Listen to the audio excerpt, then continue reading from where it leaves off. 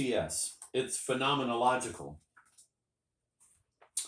Kundera. The adjective isn't bad, but I make it a rule not to use it. I'm too fearful of the professors for whom art is only a derivative of philosophical and theoretical trends. The novel dealt with the unconscious before Freud, the class struggle before Marx. It practiced phenomenology, the investigation of the essence of human situations, before the phenomenologists.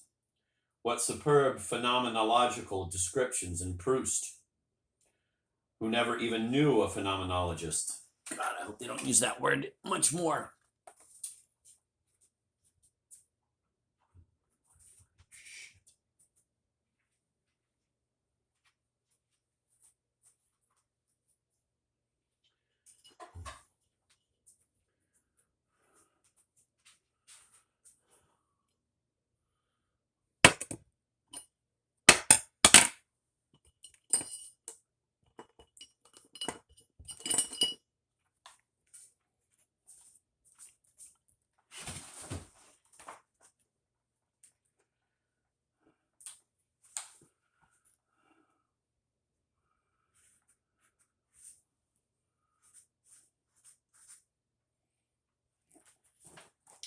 CS, let's summarize. There are several means of grasping the self. First, through action. Next, through the interior life. As for yourself, you declare, the self is determined by the essence of its existential problem. This view has a number of consequences for your work. For example, your insistence on understanding the essence of situations seems to you to render all descriptive techniques obsolete. You say almost nothing about the physical appearance of your characters. And since the investigation of psychological motives interests you less than the analysis of situations, you are also very parsimonious about your character's past. Doesn't the overly abstract nature of your narration risk making your characters less lifelike?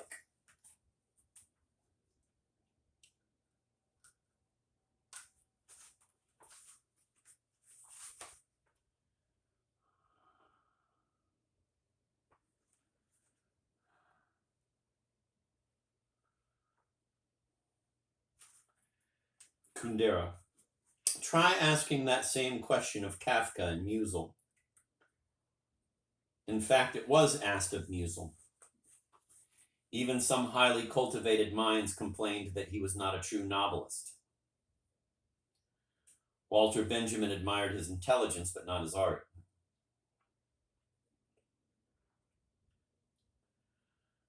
Edouard Roditi found his characters lifeless and suggested he take Proust as his model. How alive and real Madame Verdurin is, he says, compared with Diotima. Indeed, 2 centuries of psychological realism have created some nearly inviolable standards. Number 1, a writer must give the maximum amount of information about a character, about his physical appearance, his way of speaking and behaving. 2, he must let the reader know a character's past, because that is where all the motives for his present behavior are located. And 3, the character must have complete independence. That is to say, the author, with his own considerations, must disappear so as not to disturb the reader, who wants to give himself over to illusion and take fiction for reality.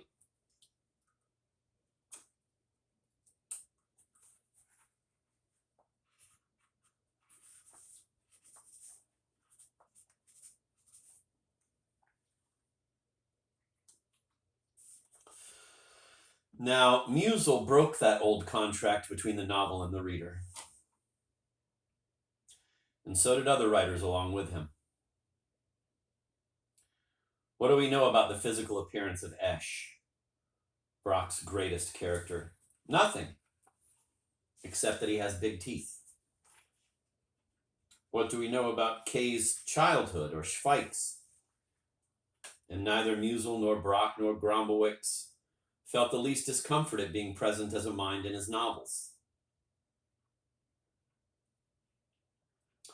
A character is not a simulation of a living being. It is an imaginary being, an experimental self. In that way, the novel reconnects with its beginnings.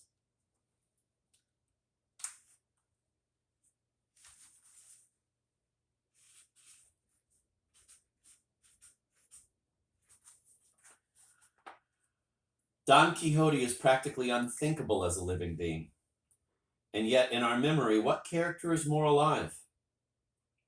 Understand me, I don't mean to scorn the reader in his desire, as naive as it is legitimate to be carried away by the novel's imaginary world and to confuse it occasionally with reality, but I don't see that the technique of psychological realism is indispensable for that. I first read The Castle when I was 14 years old.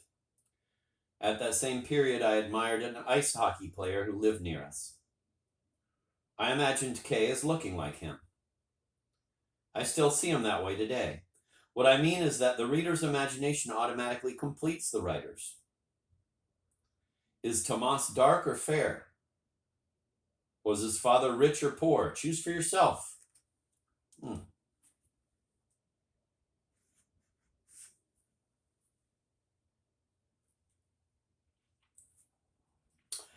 CS, but you don't always follow that rule. In The Unbearable Lightness of Being, Tomas has virtually no past. But Teresa is presented not merely with her own childhood, but her mother's as well. Kundera. In the novel, you will find this sentence, quote, her entire life was a mere continuation of her mother's. Much as the course of a ball on the billiard table is the continuation of the player's arm movement. This fucking guy.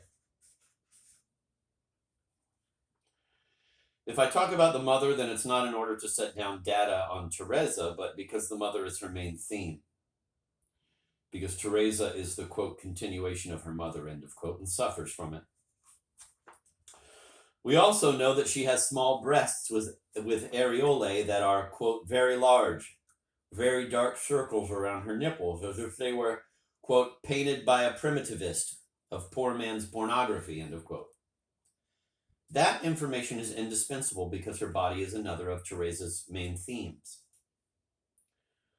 By contrast, where Tomas, her husband, is concerned, I tell nothing about his childhood, nothing about his father, his mother, his family, and his body, as well as his face, remains completely unknown to us because the essence of his existential problem is rooted in other themes.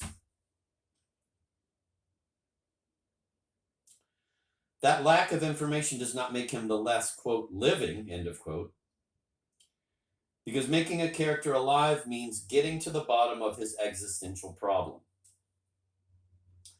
which in turn means getting to the bottom of some situations, some motifs, even some words that shape him, nothing more.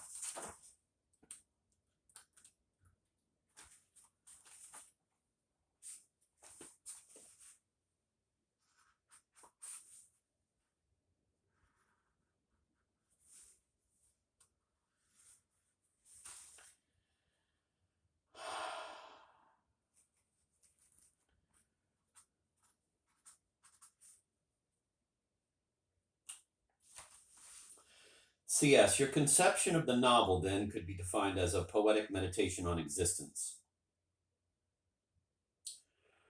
Yet your novels have not always been understood in that way. They contain many political events that have provoked sociological, historical, or ideological interpretations.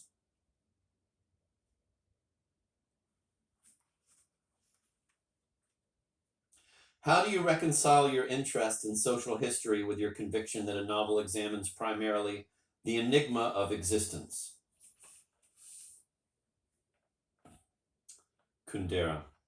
Heidegger characterizes existence by an extremely well-known formulation. In der Weltsein, being in the world.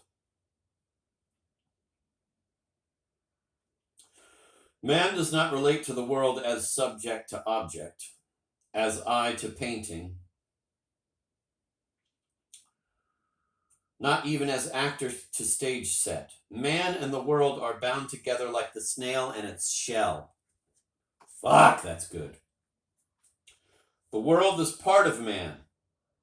It is his dimension.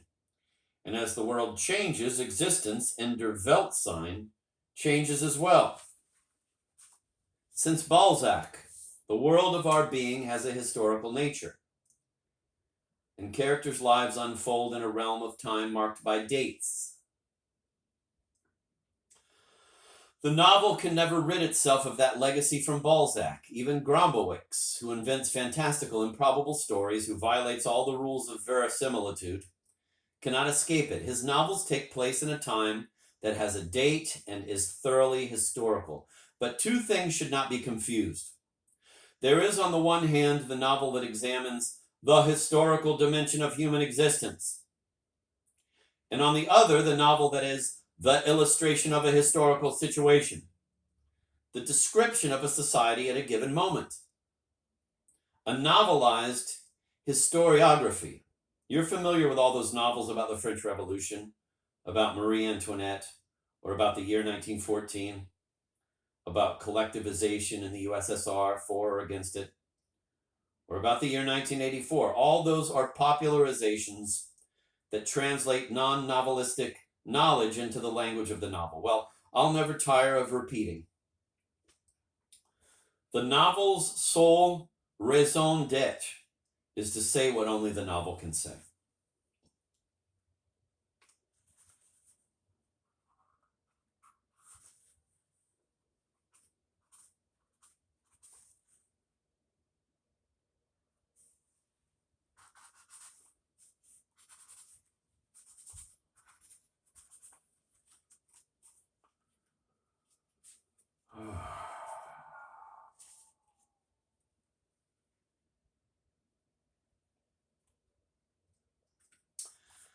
CS, but what specifically can the novel say about history?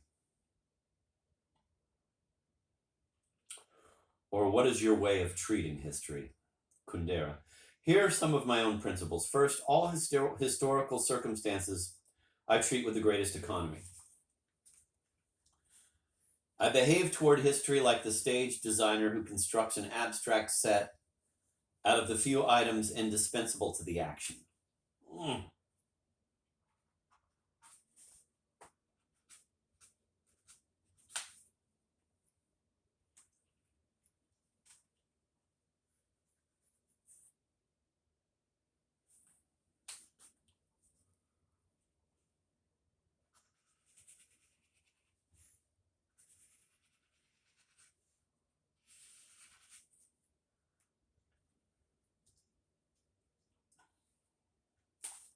Let me read that sentence again.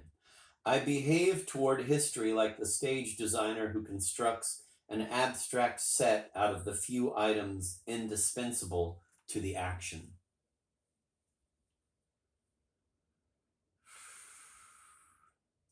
Second principle, of the historical circumstances, I keep only those that create a revelatory existential situation for my characters. Example, in The Joke, Ludwig sees all his friends and colleagues raise their hands to vote with utter ease, his exclusion from the university, and thus to topple his life. He is certain that they would, if necessary, have voted with the same ease to hang him. Whence his definition of man, a being capable in any situation of consigning his neighbor to death. Ludwig's fundamental anthropological experience thus has historical roots. But the description of the history itself, the role of the party, the political bases of terror, the organization of social institutions, etc., does not interest me, and you will not find it in the novel.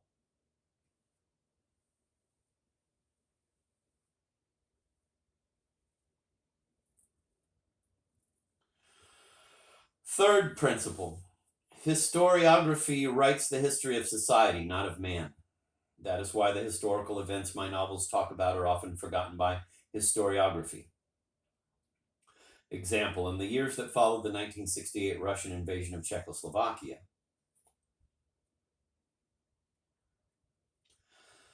the reign of terror against the public was preceded by officially organized massacres of dogs.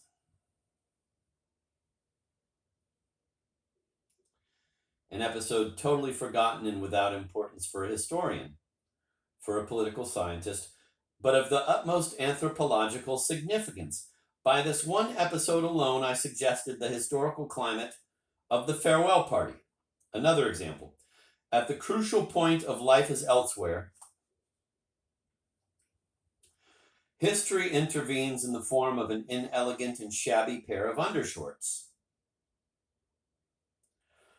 There were no others to be had at the time. Faced with the loveliest erotic occasion of his life,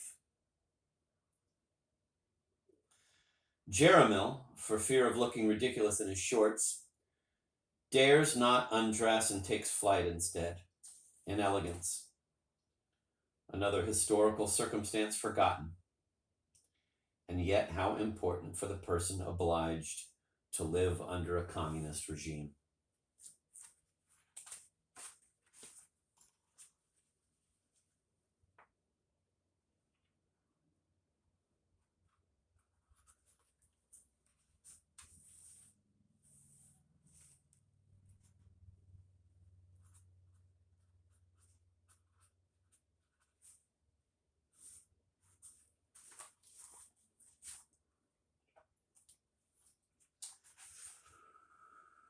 But it is the fourth principle that goes furthest. Not only must historical circumstance create a new existential situation for a character in a novel, but history itself must be understood and analyzed as an existential situation. Example, in The Unbearable Lightness of Being, Alexander Dubček, after being arrested by the Russian army, kidnapped, jailed, threatened, forced to negotiate with Brezhnev, returns to Prague. He speaks over the radio, but he cannot speak. He gasps for breath. In mid-sentence, he makes long, awful pauses.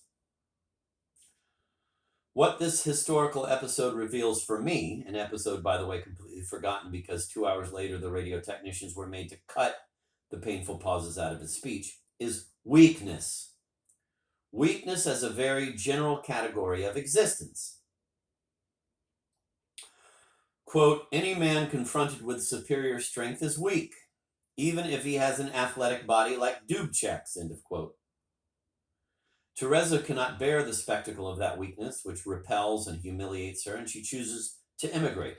But in the face of Tomas' infidelities, she is like Dubček faced with Brezhnev, defenseless and weak. And you know already what vertigo is, intoxication with one's own weakness, the insuperable desire to fall. Teresa abruptly understands that, quote, she belonged among the weak, in the camp of the weak, in the country of the weak, and that she had to be faithful to them precisely because they were weak and gasped for breath in the middle of sentences, end of quote. And intoxicated with weakness, she leaves Tomas and returns to Prague, back to the, quote, city of the weak, end of quote. Here, the historical situation is not a background, a stage set before which human situations unfold. It is itself a human situation, a growing existential situation.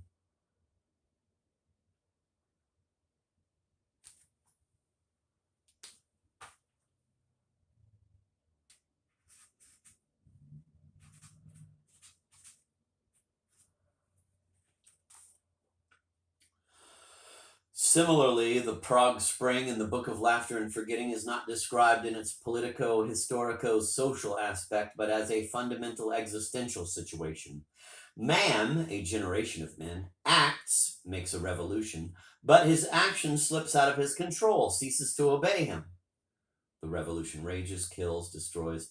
He thereupon does his utmost to recapture and subdue that disobedient act. A new generation starts an opposition and reformist movement. But in vain, once out of our hands, the act can never be recaptured.